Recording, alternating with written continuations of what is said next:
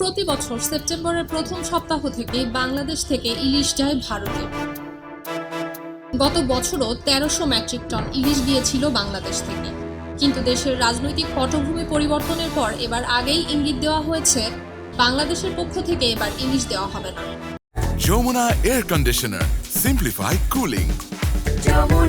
গত ৩ সেপ্টেম্বর মৎস্য এবং প্রাণী সম্পদ মন্ত্রণালয়ের উপদেষ্টা ফরিদা আক্তার জানান, ভারতে কোনো ইলিশ যাবে না। তিনি বলেন, বাংলাদেশের মানুষের চাহিদা মিটিয়ে তারপর ইলিশ মাছ বিদেশে রপ্তানি করা হবে। বাংলাদেশের মানুষ ইলিশ পাবে না আর রপ্তানি হবে, সেটা তো হতে পারে না। ফলে এবার দুর্গাপূজায়ও ভারতে যাতে কোনো ইলিশ না যায় তার জন্য আমি বাণিজ্য মন্ত্রণালয়কে বলেছি। তারপর আসন্ন দুর্গাপূজা উপলক্ষে ইলিশ পাঠাতে বাংলাদেশের কাছে চিঠি পাঠিয়েছে ভারত। ইতোমধ্যে ভারতে ইলিশ পাঠানোর জন্য বাংলাদেশ সরকারের উপদেষ্টা তৌহিদ হোসেনের কাছে আবেদন করেছে দেশটির ফিশ ইম্পোর্টার অ্যাসোসিয়েশন। তারপরে অন্তর্বর্তীকালীন সরকারের মৎস্য এবং প্রাণী সম্পদ উপদেষ্টা ফরিদা আক্তার জানিয়েছেন, এবারের দুর্গোৎসবে বাংলাদেশের নাগরিকরা যেন ইলিশ খেতে পারে সেটি নিশ্চিত করা হবে।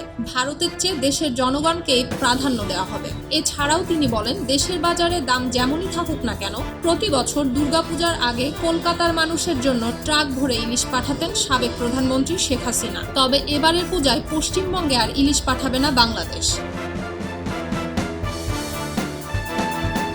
১৩ সেপ্টেম্বর ভারতীয় সংবাদ মাধ্যম নিউজ 18-কে দেওয়া এক সাক্ষাৎকারে মৎস্য উপদেষ্টা বলেছেন, আমরা ক্ষমা চাচ্ছি, কিন্তু আমরা ভারতে কোনো ইলিশ পাঠাতে পারবো না। এটি দামি মাছ।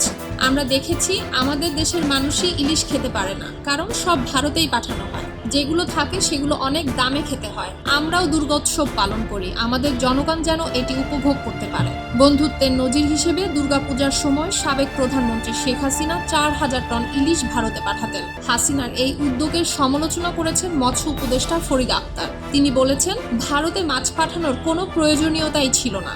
ভারতের সাথে ভালো সম্পর্কের কথা বলে তার মাছ পাঠানো ঠিক হয়নি। তিনি বাংলাদেশের মানুষের প্রয়োজনীয়তাকে উপেক্ষা করেছেন। মৎস্য উপদেষ্টা বলেছেন, ইলিশ নিয়ে ভারতের কোনো ইস্যু তৈরি করার দরকার নেই। যদি তারা বাংলাদেশের সাথে সুসম্পর্ক চায় তাহলে তাদের তিস্তার পানি বন্টনের সমস্যার সমাধান করা উচিত। সুলতানা দিনা, খবরের কাগজ। এলো খবরের কাগজ, নিখাত, নির্ভীক, নিরপেক্ষ।